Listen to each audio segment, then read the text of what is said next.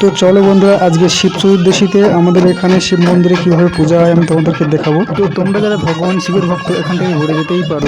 Hi friend, আমি এখন আছি ব্যাঙ্গালোর ত্রিপোলিয়া শনি টেম্পল শিব মন্দির। আমি ভিতরের দিকে গিয়ে দেখাবো কিভাবে পুজো হচ্ছে, সবাই কিভাবে পুজো দিচ্ছে আমি সব কিছুই দেখাবো।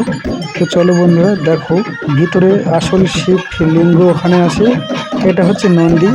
নন্দীদেবকে আগে প্রদক্ষিণ করতে হয় এবং নন্দীদেবকে আগে পুজো করতে হয়, তারপরে শিব ঠাকুরকে পুজো করতে হয়, নাহলে শিব ঠাকুর সন্তুষ্ট হয় না। আগে নন্দীকে সন্তুষ্ট করতে হয়, নন্দী সন্তুষ্ট না হলে ভগবান শিব সন্তুষ্ট হয় না। তো এরপরে বন্ধুরা দেখো, এটাই ভগবান শিবের আসল শিবলিঙ্গ।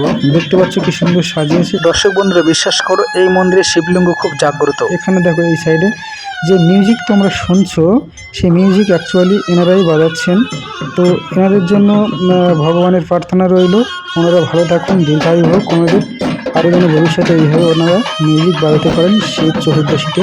তো এখন আমি মন্দির থেকে বেরিয়ে এলাম। তো তোমাদের এইটুকুই দেখানোর ছিল। আমার সকল দর্শক বন্ধুদের জন্য রইল ভগবান শিবের কাছে প্রার্থনা, ভগবান শিব তোমাদেরকে মঙ্গল করুন।